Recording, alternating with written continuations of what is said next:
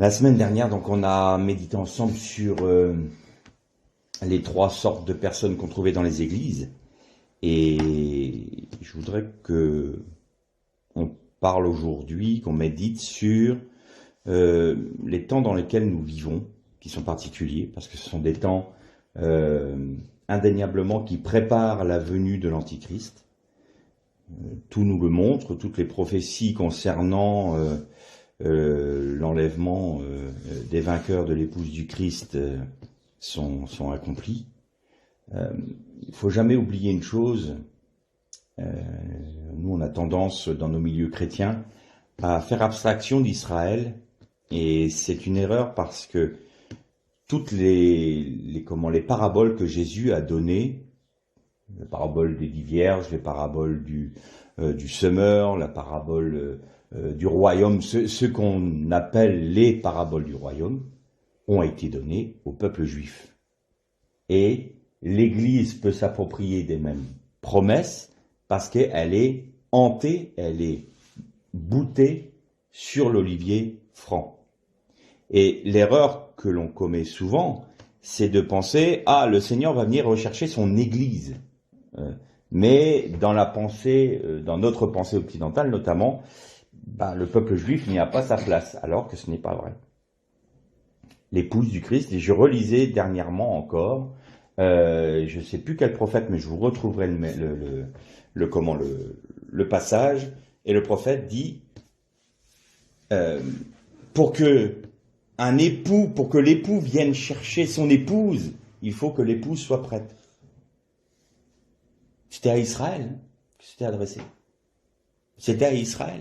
Et si vous prenez l'Apocalypse, le chapitre 21 ou 22 de mémoire, où vous voyez la Nouvelle Jérusalem qui descend et l'ange de l'Éternel qui dit à Jean, voilà l'épouse de l'agneau, la Nouvelle Jérusalem, vous avez effectivement les 12 fondations qui correspondent aux 12 apôtres du Seigneur. Donc là, la vie de l'Église et par extension la promesse faite aux nations, c'est-à-dire à ceux qui sont issus des nations, mais n'oublions jamais les apôtres, ils étaient tous juifs, et les 12 portes étaient les 12 tribus d'Israël. J'ai le sentiment aujourd'hui, et que c'est une grave erreur, et vous verrez que ça a une importance extrême dans ce qui va être dit. Je pense qu'on va avoir, comme je vous le disais tout à l'heure, au moins 2 méditations. On va parler aujourd'hui de la séduction qui arrive sur le monde et comment elle s'articule, comment elle se prépare, comment elle va se mettre en œuvre, au moins dans les grandes lignes. Quelle doit être notre attitude, nous, en tant que chrétiens, donc je dis bien chrétiens, disciples du Seigneur Jésus, qu'ils soient d'origine juive ou non juive, voilà, mais il faut comprendre l'ensemble. Et après, on parlera davantage dans un deuxième temps, je pense, concernant ce qu'est la nature de l'épouse, qui elle est vraiment, quels sont ses attributs. Et on en a touché 2 mots un peu la semaine dernière en parlant de ceux qui suivaient l'agneau partout où il allait, à cause de la parole de leur témoignage, du sang de l'agneau, et ils n'ont pas aimé leur vie jusqu'à la perdre. Voilà, c'est fondamentalement les attributs de l'épouse de l'agneau. Mais je précise juste ça avant de démarrer, que si nous continuons à faire abstraction d'Israël, enfin du moins des Juifs qui vont reconnaître le Messie, Jésus le Messie, et qui sont eux l'olivier porteur de la promesse, les premiers à avoir la promesse, ce sont eux. Le salut vient des Juifs. Il faut quand même qu'on revienne dans cette dimension-là, parce que aujourd'hui, il va y avoir des temps particuliers sur la terre qui vont arriver, et on voit les prémices arriver, où il va y avoir un tel chaos, une telle séduction, que ceux qui ne sont pas enracinés, mais pas dans leur doctrine qu'ils ont entendue depuis leur plus tendre jeunesse, leur plus tendre jeunesse, moi j'ai été élevé chez les évangéliques, moi j'ai été élevé chez les baptistes, moi j'ai été élevé chez les catholiques, donc il va falloir qu'on revienne Il faut revenir à la parole de Dieu, il faut revenir à la Torah, il faut revenir à l'essence même de ce qu'elle dit, pas de ce qu'on a voulu peut-être nous faire croire. Parce qu'il y a des problèmes dans nos dénominations. D'ailleurs, les dénominations sont un problème. Les dénominations sont un problème. Nulle part dans la Bible, il n'est parlé de dénomination. Mais les divisions, les schismes que l'on a vus dans le monde chrétien, mais aussi le schisme originel avec les Juifs, tout ça, la Bible nous en parle en disant, vous allez vous détester. Jésus a dit, à la fin des temps, parmi ceux qui se disent être juifs ou chrétiens, ils vont se haïr et se dénoncer les uns les autres. Jésus l'a averti, ça. Et donc, ça veut dire qu'il y a une telle séduction, un tel esprit de discorde, un tel esprit de violence qui va se répandre sur la terre et qui a commencé, que même ceux qui se disaient frères vont s'auto-détruire ensemble, mutuellement. Et si nous ne sommes pas préparés pour ces temps-là, nous allons être balayés avec la séduction et avec le monde. Ça, c'est indéniable. Aujourd'hui, je crois vraiment, pour le peuple de Dieu, qu'il y a le son du chauffard. Le son du chauffard qui retentit. Le Seigneur prévient. Il prévient. Vous savez que dans la première entrée du tabernacle, le Masaharetz, c'est-à-dire le voile du parvis, il y a la notion de son du chauffard qui sonne en permanence. C'est-à-dire que quand vous rentrez dans le tabernacle, ce que représente le tabernacle, vous avez ce son du chauffard qui retentit toujours comme pour avertir. Et nous verrons quand on lira la parabole des 10 vierges que le son de la trompette, voici une trompette sonna. Mais ça, c'est une trompette qui sonne depuis la mort du Seigneur. Et ça continue. Alors pour les uns, c'est une trompette qui va les avertir, c'est un son de trompette qui va leur faire peur. Parce que comment ça y est, l'époux arrive, mais on n'est pas prêt. Et les autres, ça va être un son de joie, de réjouissance. Enfin, l'époux arrive, nous l'attendions. Alors déjà, là, on peut avoir une idée dans quelle catégorie on se place.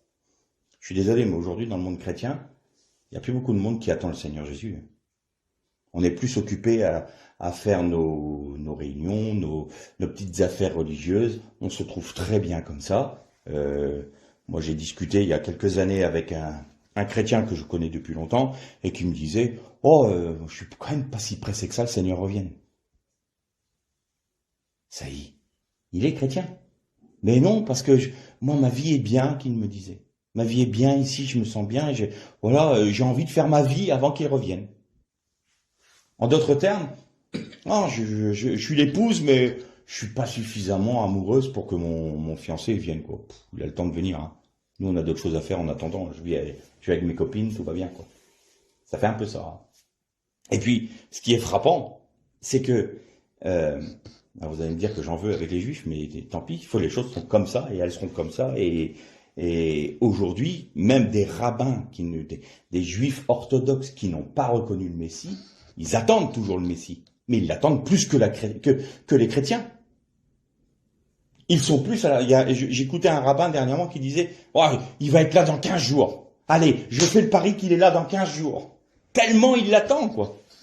Leur Messie, ils l'attendent. Et nous, les chrétiens, oui, bon, pas le feu là, il revient quand il veut, mais si je peux faire ma vie avant. Vous voyez ce qui dénote? Alors maintenant, je suis pas en train de rejeter tout ce qui est chrétien, c'est mauvais, c'est méchant. C'est pas ce que je suis en train de dire. Mais il faut trouver l'équilibre. Et il faut savoir que dans notre vie de disciples du Christ, on doit être tellement animé de son esprit que cette pensée de l'attente et de l'aspiration à l'attendre doit être notre respiration quelque part. Ça doit être notre respiration comme pour les Juifs qui n'ont pas encore reconnu Jésus comme étant leur Messie. Mais il est très important aujourd'hui d'avoir le peuple de Dieu averti parce que là on rentre maintenant. Depuis l'année dernière, on est rentré dans une dimension particulière avec tous les événements qui se sont passés. Ça fait 1 an que tout le monde vit masqué. Ça fait 1 an que tout le monde vit dans la peur, dans la terreur, dans la crainte. Ça fait 1 an que tout le monde se déchire. Il y a quelque chose qui se passe. Il y a quelque chose de très particulier qui est en train de se passer aujourd'hui. Et nous rentrons, bien sûr, l'esprit de l'Antichrist se manifeste sur la terre, mais aujourd'hui nous rentrons dans une dimension particulière. C'est indéniable. Et il est impératif que les enfants du Seigneur, tout horizon confondu, je ne fais aucune barrière, interdénominationnelle. Je ne m'occupe pas des dénominations, je ne m'occupe pas de savoir si c'est des juifs messianiques ou non. C'est un appel large que le Seigneur veut donner à tous ceux qui veulent le suivre, honorer sa parole et reconnaître Jésus comme étant leur sauveur, mais surtout leur Seigneur.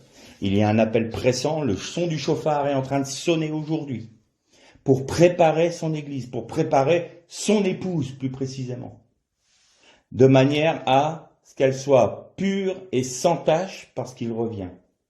Mais il va y avoir des temps difficiles qui sont déjà en train de se mettre en place et ça va pas s'arranger avec le temps. Faut pas se leurrer. La Bible nous en parle. Et là, le grand danger, ce n'est pas vous savez que des églises qui sont persécutées contre leur foi physiquement. On a vu ça dans l'URSS, l'ex-URSS, on voit ça en Chine. Eh bien, ces frères-là tiennent ferme. Parce qu'il y a une telle opposition franche qu'ils s'accrochent à Christ. Leur seule espérance dans la tourmente dans laquelle ils sont, c'est d'être ancrés en Christ. Et donc, ils sont fermes. Et vous avez noté que quand le mur de Berlin, il y en a certains parmi vous qui sont un peu jeunes pour ça, mais quand le mur de Berlin s'est effondré, il y a eu une libéralisation de l'ex-URSS. Eh bien, les églises qui étaient fermes, les frères qui étaient fondés sur Christ à ce moment-là, ont été balayés par les séductions qui venaient de l'Occident. Et des chrétiens qui étaient fidèles, fermes, ancrés en Christ, ont été balayés par cette séduction parce que tout devenait facile. Et la facilité, la séduction, le monde occidental a amené toutes ces dérives, parce que nous, dans nos milieux, on avait bien dérivé. On leur a apporté tout ça, et il y en a certains qui ont chuté quant à la foi.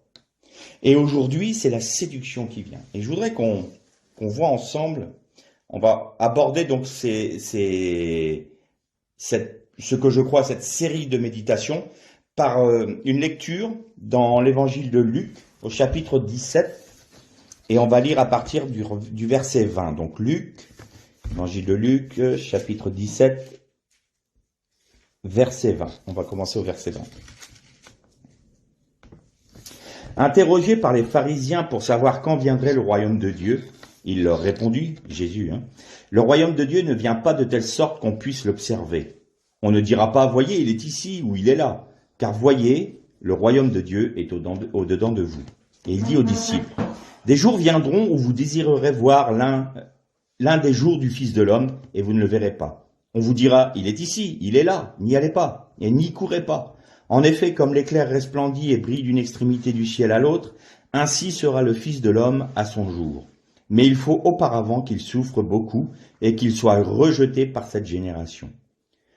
Ce qui arriva au jour de Noé arrivera de même au jour des fils de l'homme. Les gens mangeaient, buvaient, se mariaient, étaient donnés en mariage, jusqu'au jour où Noé entra dans l'arche. Le déluge vint et les fit tous périr.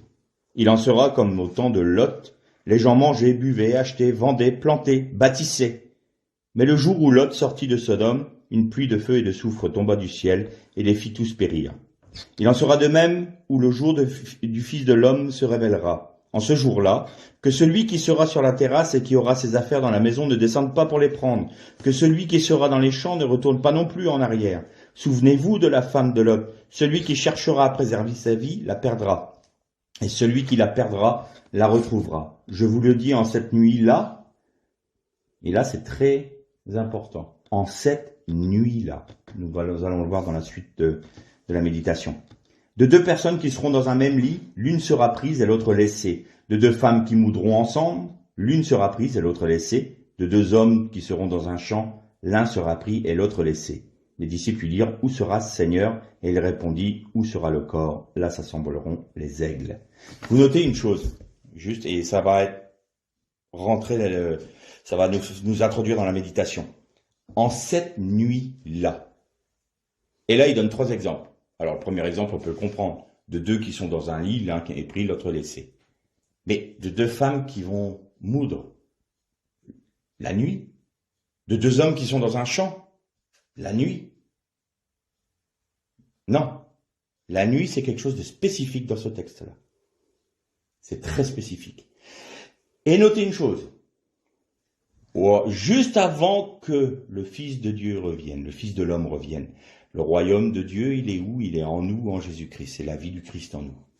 Il est là, le royaume. Mais la promesse éternelle, nous la verrons dans la deuxième partie. Donc, d'une part, le royaume de Dieu est en vous. Il dit ça à qui? Aux pharisiens. Étonnant. Donc, c'était à ça qu'ils étaient appelés. Reconnaissez-moi comme le Messie. Regardez, le royaume de Dieu est venu jusqu'à vous. D'ailleurs, dans un autre passage, il dit aux pharisiens, mais ne serait-ce pas le royaume de Dieu qui est venu jusqu'à vous, qui est descendu jusqu'à vous, et vous ne le reconnaissez pas? Voilà ce que Dieu veut. Donc le royaume de Dieu, c'est en Jésus-Christ, Christ en nous, vivant en nous. Galates 2:20. Je ne vous redonne pas ce texte, vous savez combien je l'aime. Mais là, il y a une nuit spéciale. Et, juste avant ça, regardez, notez bien, il en sera comme du temps de Noé. Comme du temps de Noé. Qu'est-ce qui était la particularité du temps de Noé? Il y avait 2 particularités. D'abord, la terre était remplie de violence. Il n'y avait que la violence. Juste une parenthèse, vous savez comment on dit violence en hébreu? On le dit Hamas. Ça vous fait penser à quelque chose? Violence en hébreu, c'est le Hamas. Voilà, juste une petite parenthèse. Ça ouvre des perspectives. Ensuite, il y avait une dissolution complète de la sexualité. Il y avait le terme m'échappe, on dit de l'impudicité, mais jusqu'aux animaux. Jusqu'aux animaux. Les animaux, entre eux, il y avait de l'homosexualité. Chez les hommes, bien entendu, des viols, il y avait de la polygamie, il y avait tout ça, mais même chez les animaux. C'est la raison pour laquelle le texte hébreu, dans la Torah, nous montre bien que même les animaux étaient comme ça. Il y avait une telle perversion au niveau sexuel que ça en est arrivé là. Ça, c'est ce qui typifie le temps de Noé. Ce qui typifie le temps de Sodome et Gomorrhe, grosso modo, c'est la même chose. Il y avait la dissolution sexuelle, il y avait de la violence, jusqu'à tel point que c'était normal quand il y avait des voyageurs qui arrivaient, on le voit bien avec les 2 anges qui arrivent chez Lot, livre-les-nous pour que nous les connaissions. Connaître, le terme hébreu, je ne vais pas vous le dire parce que c'est très très cru. le connaître biblique, comme on dit, en hébreu c'est très cru. Ça veut dire ce que ça veut dire. Et donc, il y avait tout ça. Il en sera comme du temps de Noé et de Sodome et Gomorrhe. On n'en est pas franchement loin. La violence s'étend partout. Et il y a la dissolution sexuelle. On peut y accéder n'importe comment maintenant, avec Internet. Vous pouvez accéder à toutes sortes de choses immondes. Et donc, pour en arriver là, il faut qu'il y ait une séduction. Et aujourd'hui, on va plus s'axer sur la séduction qui est en train de rentrer sur le monde. Et pour ce faire, donc gardez à la mémoire ce texte de Luc, de l'évangile de Luc, parce que c'est un peu la trame. Il y a du temps de Sodome et Gomorrhe, du temps de Noé, de 2 qui seront dans un lit, de 2 qui seront dans un champ, de 2 qui seront... Et en cette nuit-là, et maintenant vous allez comprendre. Maintenant, pour étayer notre méditation d'aujourd'hui, on va lire dans le livre des Juges, au chapitre 16. Alors, est-ce qu'on lit tout le chapitre 16? Non, je pense pas. Non, on va lire à partir du verset 4. Donc, Juges 16, verset 4. Donc, c'est l'histoire de Samson et de Dalila. Donc, tout le monde la connaît. Tout le monde connaît cette histoire, mais vous allez voir qu'il y a un enseignement prophétique dans ce passage-là, et notamment dans la vie de Samson. Il faut juste planter le tableau. Samson était mis à part par Dieu dès le sein de sa mère. Il avait l'Esprit de Dieu, dès le sein de sa mère, il l'avait, pour être juge en Israël. Il faut savoir que Samson, toute la vie de Samson est une prophétie pour la suite du temps d'Israël.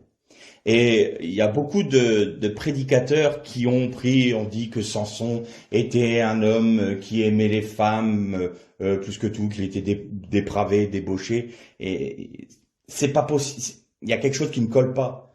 Il pouvait pas être animé de l'Esprit de Dieu et avoir cette vie-là. En fait, nous remarquons que à chaque fois, les Philistins, qui étaient les ennemis d'Israël à l'époque, n'oubliez jamais que du temps des juges, les Philistins avaient le contrôle sur les Juifs, sur les Hébreux. C'est eux qui dirigeaient la manœuvre. Depuis la bande de Gaza d'ailleurs. Depuis la bande de Gaza. Et vous savez que les Philistins, ce sont des enfants de Misraï. C'est celui qui est à l'origine de l'Égypte. C'est le petit-fils de Noé, je crois, qui a fondé le royaume d'Égypte. Et les Philistins sont des descendants. C'est rien d'autre. Ils n'avaient aucune terre. C'était simplement... Ils sont égyptiens. Ils sont d'Égypte. L'origine des Philistins, c'est ça. Et donc, de Gaza, puisque, rappelez-vous, quand ils ont conquis Canaan du temps de Josué, Israël a laissé des villes philistines au sein même du territoire d'Israël, et notamment la bande de Gaza, qui a fait qu'il y avait des combats constants. Et il y a toujours eu une lutte permanente, que ce soit du temps des juges, de Samuel, du roi David, il y a toujours eu les Philistins qui étaient là. C'est toujours le monde, parce que l'Égypte est le symbole du monde dans l'Église, si on peut dire ça comme ça, et il y a toujours des excursions pour venir attaquer le peuple de Dieu via les Philistins. Et donc, comme il était juge, son objectif c'était de chercher querelle aux Philistins pour les battre. Donc il a pris la première femme qu'il a prise, c'était la plus aimable des Philistines, la meilleure des Philistines. Et tout prête à croire qu'elle l'a roulée avec son père, si vous relisez toute l'histoire de Samson, elle a été donnée à un compagnon de Samson, enfin, sous-entendu, même la meilleure de ce qui vient du monde n'est pas bon pour le peuple de Dieu. Même j'ai presque envie de dire le meilleur humanisme qui soit, la plus haute valeur de l'humanisme, hors de Dieu, issu du monde, n'est que souillure aux yeux de Dieu. Les valeurs morales, les valeurs altruistes, les valeurs, elles n'ont de valeur justement que quand elles sont faites en Jésus-Christ, par Jésus-Christ et pour Jésus-Christ. Autrement, c'est des bons sentiments. Et on va arriver, je vous passe là toute la partie de la vie de Samson, parce qu'autrement ça serait beaucoup trop long. Et là on va arriver avec Dalila. Et donc il est écrit, après cela il aima une femme dans la vallée de Sorek. Vous allez voir que ça a de l'importance. Elle se nommait Dalila ou Dalaïla. Les ducs des Philistins montèrent vers elle et lui dirent, séduis-le pour savoir d'où lui vient sa grande force et comment nous aurons pouvoir sur lui.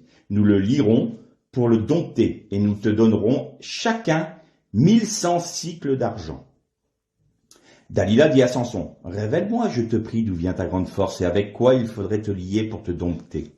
Samson lui dit, si on me liait avec 7 cordes fraîches qui ne soient pas encore sèches, je deviendrais faible et je serais comme un homme quelconque.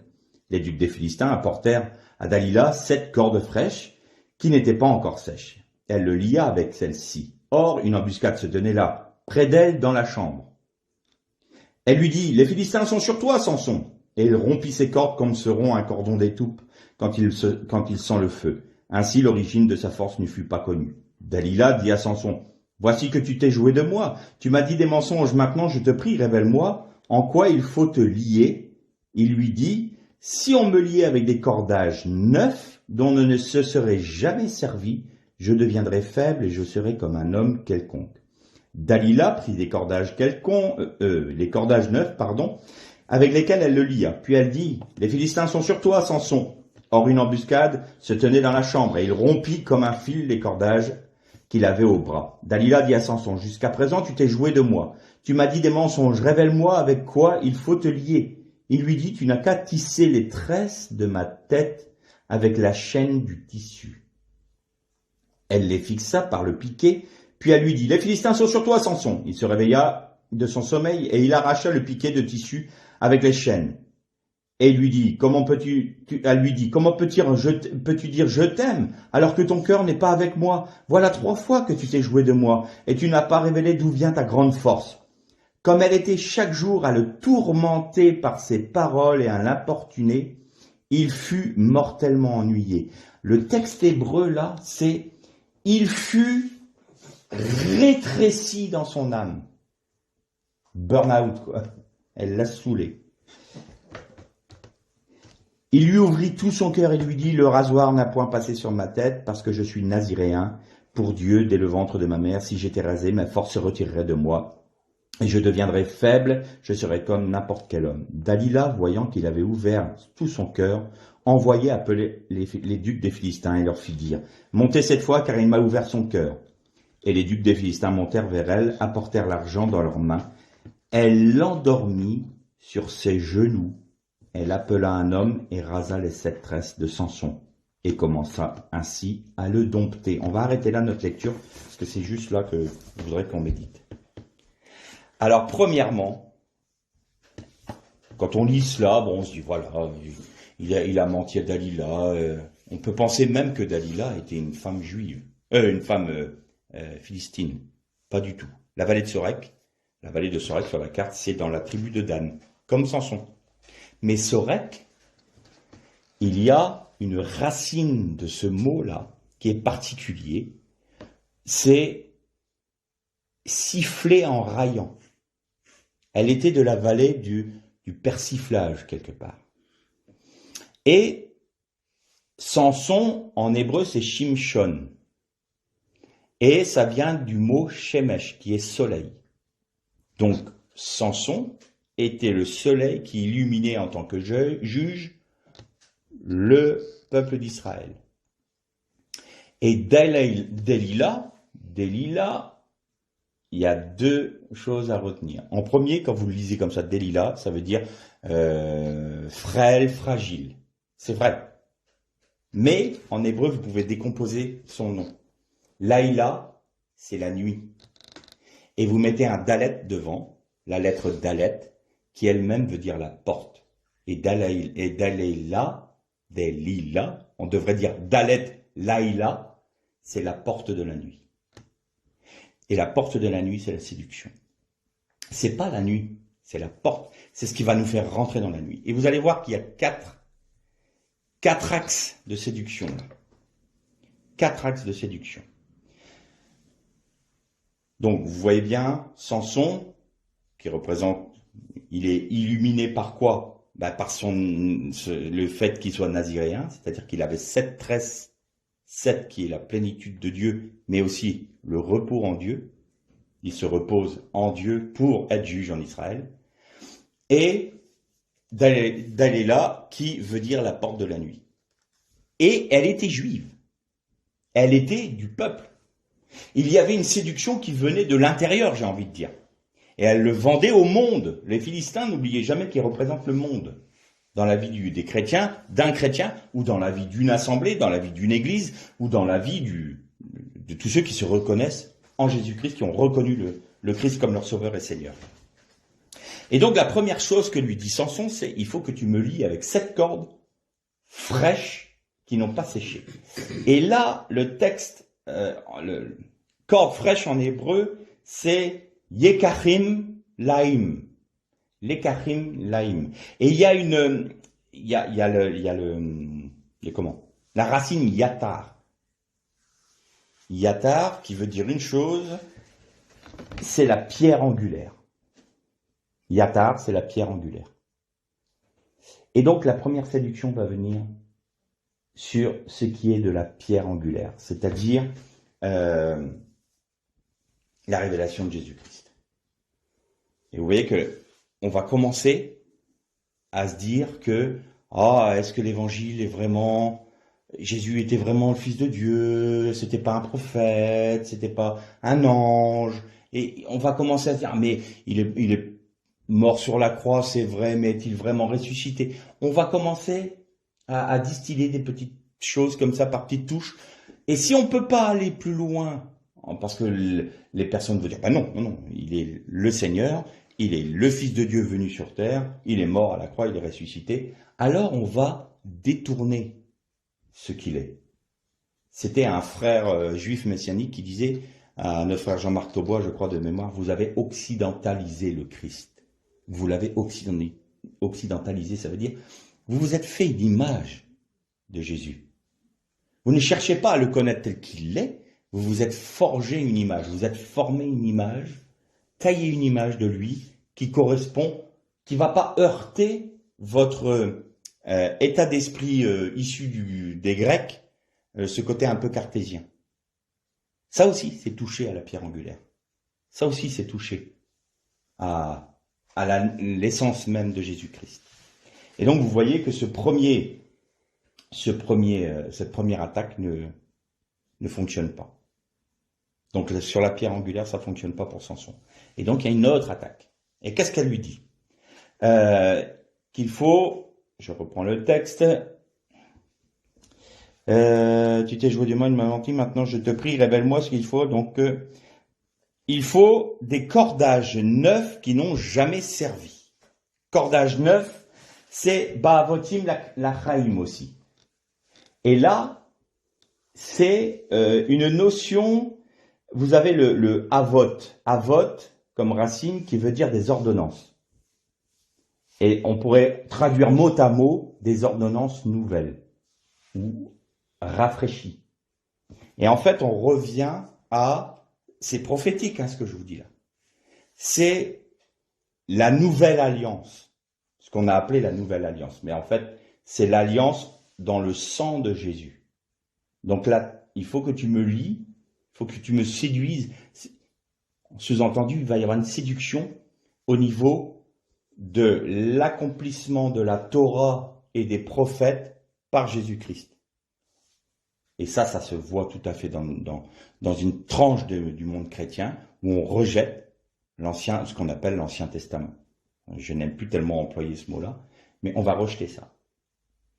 Ou alors un autre qui vont carrément rejeter les évangiles et les épîtres, disant que le vrai Dieu n'est que dans l'Ancien Testament. Vous voyez qu'il y a une séduction qui va s'étendre à ce niveau-là. Donc la séduction va venir mettre en doute la réalité de l'accomplissement de la parole de Dieu en Jésus-Christ, et donc tout ce qui découle. Et combien de fois on est confronté sur des, entre guillemets, points doctrinaux, où on est obligé de défendre le baptême dans le Saint-Esprit, les dons de l'Esprit, les ministères, et on est toujours obligé de dire, mais non, ça, combien de fois on m'a dit, à moi-même, mais non, les actes des apôtres, c'était pour l'église des premiers temps, c'est plus pour nous. Ben non, tel passage, ce n'est plus pour nous, parce que c'est pas didactique. Vous voyez, on remet en question en permanence. Il y a une séduction qui va faire qu'on doit ôter quelque chose ou rajouter quelque chose à la parole. Si nous faisons ça, il faut savoir que la Torah a été écrite, a été inspirée par Dieu. Et il est reconnu dans le monde, chez les rabbins, mais même chez les juifs messianiques, si vous enlevez, quand il dit il ne sera pas enlevé un iota, si vous enlevez un yod de la Torah, tout s'effondre. Elle n'existe plus. Parce que elle est construite d'une telle manière que tout est imbriqué, tout est bien formé, tout est parfait. Si vous enlevez quelque chose, c'est un peu comme un château de cartes. Vous enlevez une carte, tout s'effondre. Eh bien, si vous enlevez un iode de la parole de Dieu, tout s'effondre. Et donc, l'objectif de Satan, c'est quoi? La séduction. Dieu a-t-il réellement dit? On ne peut pas en rajouter. Vous savez qu'on peut en rajouter. Moi, j'ai un frère une fois qui m'a dit, mais il y a tellement de troubles dans les églises. Maintenant, je trouve qu'on devrait baptiser les gens qu'une fois qu'ils sont baptisés dans le Saint-Esprit. Comme ça, on serait sûr. Mais il n'a jamais été question de ça dans la parole de Dieu. Donc, on croit qu'on va pouvoir parfaire la parole de Dieu. Donc, on va rajouter des ordonnances. On va rajouter des commandements. Ça aussi, ça fait partie de la séduction. Et donc, les deux premières parties de la séduction sont typiquement sur la révélation de Dieu dans sa parole et en Jésus-Christ. voyez que les deux séductions sont là. Donc faire douter de notre foi, faire douter du bien fondé de notre foi. Et aujourd'hui, regardez le monde dans lequel on vit, tout est fait pour remettre en cause l'autorité de la parole de Dieu. Tout. Même chez les chrétiens. Même dans le milieu chrétien qui devrait défendre la parole de Dieu, il y en a certains qui disent « Oh, c'est allégorique, hein. Oh, c'est des légendes. » La Torah, la Bible, c'est des légendes, c'est des mythes. On peut pas tout prendre au pied de la lettre. On peut pas, oh non, mais on peut interpréter de telle ou telle manière. Voilà. La séduction, elle arrive, là. Vous voyez, les portes de la nuit? Vous la voyez, la porte de la nuit entrouverte, là? Eh ben, elle va s'ouvrir plus grandement. N'oubliez jamais que pour Samson, la marque de sa sanctification, c'était ces fameuses tresses qu'il avait. Le rasoir n'était pas passé sur sa tête et il avait 7 tresses. Et c'était la marque de son naziréat. Le naziréat, c'était une mise à part pour Dieu. Alors, dans le peuple des juges, on pouvait être naziréen pour 1 mois, 1 semaine, 1 jour ou à vie. Et pour Samson, c'était à vie. Il était juge et il a été naziréen dès le sein de sa mère. Et donc, là, il y a une 3e séduction qui arrive. Qu'est-ce que c'est? Tu n'as qu'à tisser, alors là, vous allez voir que c'est important pour notre temps. Tu n'as qu'à tisser mes tresses comme on tresse une toile. En anglais, c'est web. Je rappelle. Comme on tresse une toile. Et littéralement, tresser veut dire, dans l'hébreu, change ma tête. Change ma tête. C'est-à-dire, je t'autorise à changer ma façon de penser. Je t'autorise, moi qui suis saint, sanctifié en Jésus-Christ, je t'autorise à toucher ma sanctification et à modifier mon état d'esprit. Comme on tisse une toile. Alors aujourd'hui, quand on dit la toile, on sait de quoi on parle. Eh bien aujourd'hui, on peut avoir le meilleur et le pire sur Internet. Et notez une chose importante, très importante. La séduction a 2 buts. Détourner les enfants de Dieu et préparer l'humanité dans son ensemble à l'avènement de l'Antichrist et du faux prophète. Et vous noterez une chose dans notre génération. Il y a quelque chose de particulier. C'est que l'occultisme est pratiquement dans tout ce que l'on touche ou l'on voit. Dans les séries de télévision, dans les films, dans les jeux vidéo. Vous voyez de l'occultisme partout, tout le temps. Qu'est-ce qui fait les plus gros, excusez-moi le terme, cartons financiers? C'est Harry Potter, Game of Thrones, avec des dragons, avec la magie, les héros, les super-héros, les jeux qui mélangent magie, tout ça. On est en train de modifier, on tourne la pensée des hommes pour accepter de recevoir ce qui va frapper leur regard quand le faux prophète fera des prodiges, fera des miracles. Les gens seront mûrs pour les recevoir et diront c'est de Dieu. Et les chrétiens doivent se mettre bien en garde de laisser leur sanctification en Jésus-Christ être modifiée par la toile, littéralement, par tout ce que le monde nous propose aujourd'hui. Et aujourd'hui, on nous propose tout ce que l'on veut pour nous détourner de Dieu. Plein d'alternatives. Et ça commence pas que depuis qu'on a Internet, hein, bien avant. Alors je suis désolé pour certains, mais Star Wars par exemple, avec cette force-là, c'est quelque chose qui est en dehors de Dieu. C'est une force, c'est une religion. C'est quoi la force, entre guillemets, de Star Wars? Si ce n'est quelque chose de séduisant. Et c'est les choses qui font le plus de réussite. C'est pour ça qu'il nous faut être très vigilants à ce que l'on met devant nos yeux. La parole de Dieu nous met en garde. Ne mettez rien de mauvais devant vos yeux. N'écoutez pas n'importe quoi. Faites attention. Vous êtes un peuple saint parce que je suis saint. Si vous laissez la séduction, si vous laissez la porte de la nuit toucher votre sanctification pour vous changer, vous serez changés et vous rentrerez dans la nuit. C'est immanquable.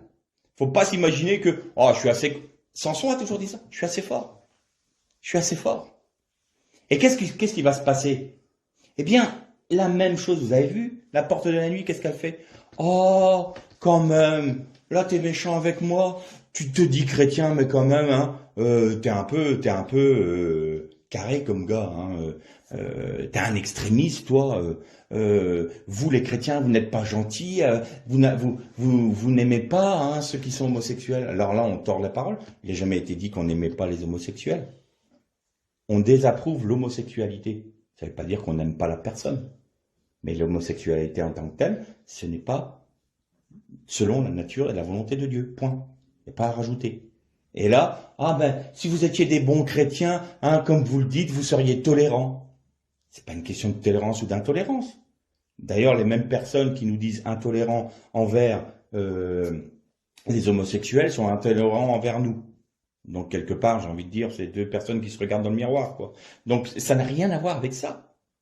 Mais on va toucher vos sentiments. Ah, vous voyez, ah, soyez bons chrétiens, faut être tolérant. Donc, on va devenir humaniste. Rentrez dans le monde, rentrez par la porte, passez la porte, venez à nous. Et qu'est-ce qu'elle fait? C'est un matraquage. Il a été dit que Samson a été réduit. Son âme s'est réduite. C'est textuellement ce qui a été dit. Son âme s'est réduite jusqu'à la mort. C'est-à-dire que ça veut dire ce que ça veut dire. Il a tellement été sous les assauts de la séduction qu'il a tout lâché et qu'il est mort spirituellement. Sa vie spirituelle est morte. Il a laissé sa sainteté être touchée. Il a laissé sa sanctification être touchée.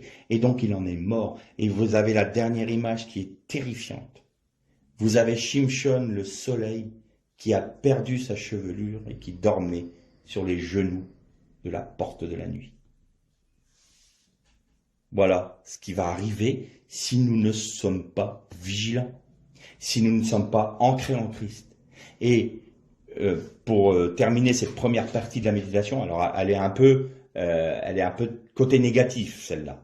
La prochaine, on va voir le côté où comment on va tenir dans ces temps si compliqués, si difficiles. Vous noterez une chose, qu'il y a un des jugements de Dieu sur l'Égypte, c'était il a fait venir les ténèbres sur tout le pays d'Égypte pendant 3 jours. Et le texte ne nous dit pas, ils ne voyaient pas les objets autour d'eux. Ils ne se voyaient pas les uns les autres. Et ça m'a frappé. Il n'est pas dit, ils ne pouvaient pas marcher parce qu'ils butaient sur les rochers, ils butaient dans les murs. Et ils ne se voyaient pas les uns les autres. Eh bien, la séduction va faire en sorte que les individus ne se voient plus les uns les autres. Vous n'avez pas quelque chose qui vous frappe quand vous allez dans les rues, dans les grandes villes? Plus personne ne se parle. Tout le monde est rivé à son écran de téléphone.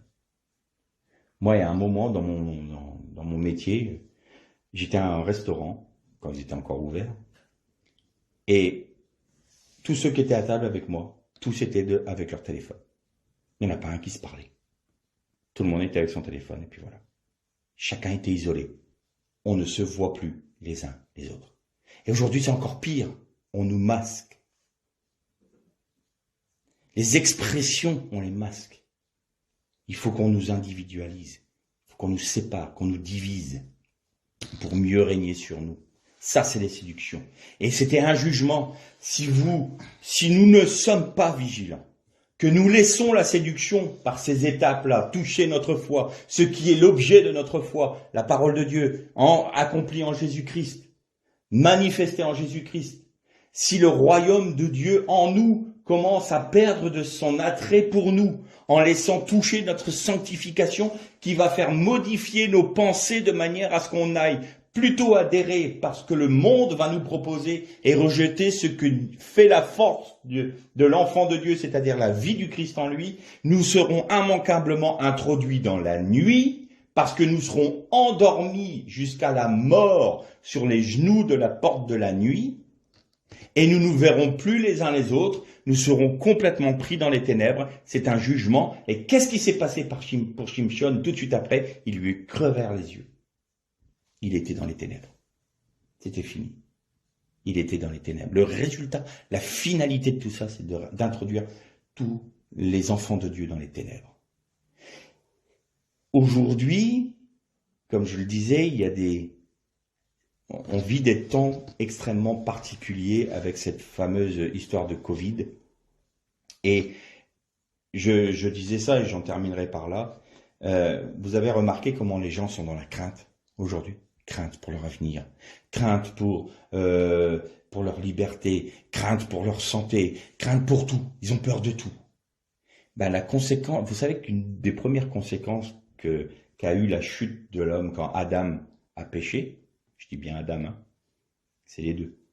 Quand Adam a péché, c'est d'une part, il a perdu la lumière divine qu'il typifiait. C'est-à-dire que Adam était un être lumineux, on en a déjà parlé de ça, hein.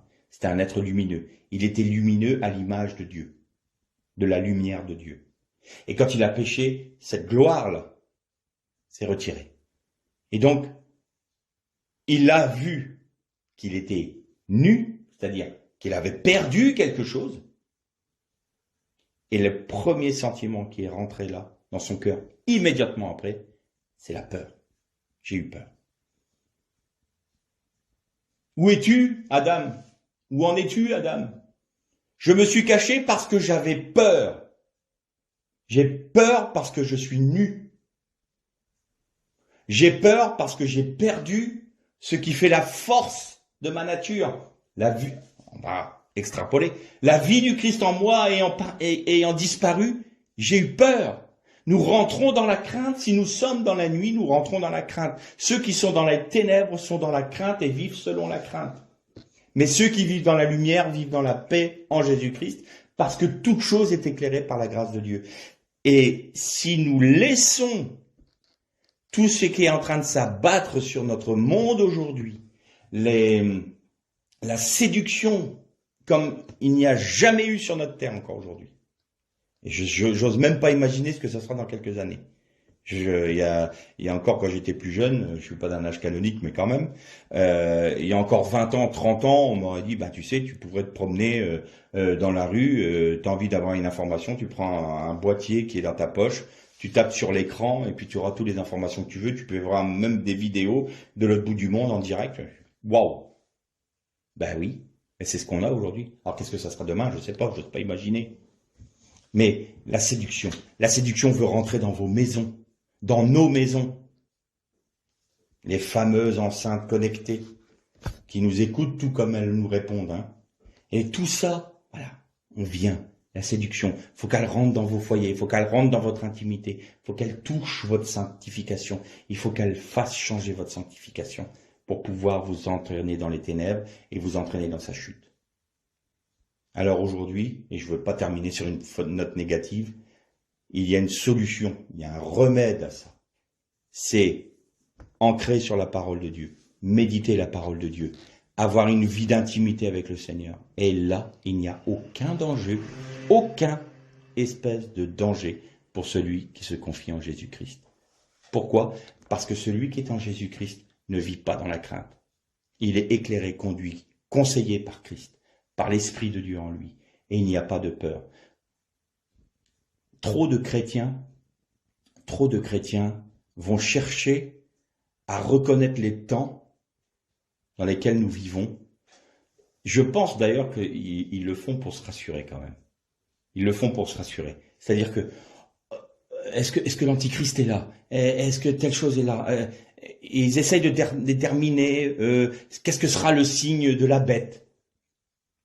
Mais plutôt que de chercher quel va être le signe de la bête pour savoir si on va l'avoir ou non, je vais vous donner un exemple tout bête. On peut très bien nous contraindre d'avoir ce fameux vaccin. Bon, on nous le contraint. Alors il y a plein de chrétiens qui paniquent. Mince, mais moi je veux pas parce que je veux pas qu'on m'impose. Mais admettons qu'on nous l'impose. La Bible dit, mais même si la vipère aspie de mort, son venin n'aura aucun effet sur toi. Pourquoi? Parce que tu es mon enfant. Alors plutôt que de craindre, comme le monde qui est dans les ténèbres craint, qu'est-ce qu'on nous obligera à faire? Qu'est-ce que ce sera la marque? Eh bien, attachons-nous à Christ. Pourquoi? Pour recevoir le sceau de Dieu sur notre vie. Attachons-nous à recevoir la marque de Dieu sur notre vie. Et nous n'aurons pas la marque de la bête, on n'a pas d'inquiétude à se faire. Tout lui appartient, il n'y a pas de problème. Mais là, on est là, moi je veux pas qu'on me mette une puce, je veux pas qu'on me mette ci, je veux pas qu'on me fasse ça. Et je vois qu'il y a beaucoup de chrétiens qui sont là dans l'angoisse, dans l'inquiétude, à se demander comment ils vont pouvoir échapper, comment est-ce que je peux échapper à ce vaccin, comment est-ce que je peux échapper à cette puce qu'on veut me mettre, Mais c'est pas ça qu'il faut faire. Arrêtez de vous inquiéter. Arrêtons de craindre comme ça. On ne vit pas dans les ténèbres. On est des fils de la lumière en Jésus-Christ. Alors pourquoi on a peur? Par contre, attachons-nous à connaître Dieu, à découvrir qui il est. Et vous savez, j'ai cette conviction. Il arrive à un moment dans la vie d'un chrétien qui accepte de porter sa croix. Il y a un sceau de Dieu sur sa vie. Il y a un moment de sa vie. Un moment je ne sais pas si c'est de sanctification. Je ne peux pas l'expliquer, mais je sais qu'à un moment donné, il y a le sceau de Dieu. Et là, plus rien ne peut détruire ce que Dieu a fait. Alors, la personne qui a reçu ce sceau de Dieu, parce qu'il y a une conviction intérieure de ce sceau-là, c'est quelque chose d'intime, de profond, de spirituel en soi. On sait qu'il y a le sceau de Dieu. Alors, toutes les craintes sont balayées. La peur de la marque de la bête est balayée. L'avènement de l'antichrist. Mais ça n'a aucune espèce d'importance parce que il y a le sceau de Dieu. Tout sera fait selon la volonté de Dieu. Il n'y a aucune crainte à avoir. Et donc, ça va être la deuxième partie de notre méditation, sûrement la semaine prochaine, où on va parler de ceux qui ont le sceau de Dieu. Alors aujourd'hui, il y a un appel. Je suis convaincu qu'il y a un appel de Dieu. Convaincu dans le monde chrétien. Et il appelle tous ses enfants. Attention, attention. Le chauffard est en train de sonner. La trompette est en train de sonner. Attention, c'est un avertissement. Regardez la porte de la nuit. Et ça y est, elle est montée de sa vallée de Sorek, de sa vallée de la moquerie, du persiflage. Elle est là. Elle a pris position dans ce monde. C'est établi. Et attention, maintenant, la manœuvre pour laquelle elle est appelée est en train de se mettre en place.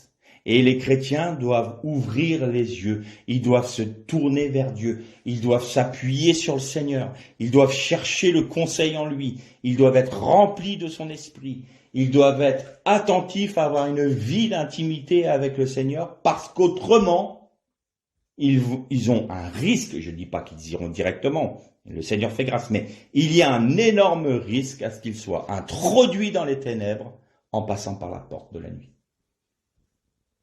Et on revient au premier texte, vous avez vu, cette nuit-là, de deux qui sont dans un lit, un sera laissé, l'autre sera enlevé. De deux qui sont en train de moudre, l'une sera laissée, l'autre sera enlevée. Et de deux hommes qui sont dans un champ, l'un sera laissé. Dans cette nuit-là, les ténèbres sont en train d'envahir notre monde. On le dit depuis des années, mais là, il y a quand même des choses que aucune génération n'a connues avant nous. Et notamment une chose extrêmement importante qui s'est passée l'année dernière. Quand Dieu a demandé à Moïse d'établir les fêtes juives, il avait dit c'est une ordonnance perpétuelle. Et les fêtes juives ont toujours eu lieu, même avec la diaspora, même avec la destruction du temple. Il n'y a que l'année dernière où des fêtes juives ont été annulées à cause du Covid. La perpétuité de ces fêtes s'est arrêtée l'année dernière. Ça n'est jamais arrivé dans l'histoire. Jamais. Il y a des signes, il y a des choses. C'est spirituel tout ça. C'est éminemment spirituel tout ça. Alors il faut qu'on ouvre les yeux. Il faut que si on ne voit pas, si on discerne mal, on dit Seigneur, donne-moi, oins-moi les yeux avec ton collier afin que je vois de manière spirituelle les choses. Et je veux m'attacher à te connaître, à être intime avec toi parce que je sais que si tu n'es pas en train de me tenir, je vais être balayé par la séduction qui va parcourir ce monde. attention. C'est vraiment un avertissement. C'est prégnant, c'est prégnant en moi, ça. Il y a un avertissement profond. Attention, attention, dit le Seigneur. Attention, les temps sont mauvais. Les temps qui viennent sont mauvais. Attachez-vous au Seigneur. Si vous êtes dans une fausse doctrine, sortez du milieu d'elle, mon peuple. Attachez-vous à Jésus. Attachez-vous à ses commandements. Méditez sa parole. Apprenez à le connaître à travers sa parole. Priez. Marchez selon son cœur. Cherchez sa pensée. Et il vous instruira, il l'a promis. Mais attention à ce que l'on met devant nos yeux, dans nos oreilles. Attention, attention, attention. Et ne laissons pas toutes sortes de doctrines. Vous avez remarqué dans le texte, Christ est là, Christ est par là. N'y allez pas, n'y allez pas. Non, ne courez pas par moi et par vous pour les nouvelles doctrines, les nouvelles. C'est très, très, très bien ficelé. De toute façon, la séduction, faut pas rêver. Hein. Il y a une expression française, on n'attrape pas des mouches avec du vinaigre. Ils vont pas nous attraper avec du vinaigre. Donc ça va être alléchant, ça va être c'est nouveau, ça paraît chouette, ça paraît bien, mais attention, que dit la Bible? Que dit la parole? Toujours la pensée de Dieu. Que le Seigneur vous bénisse.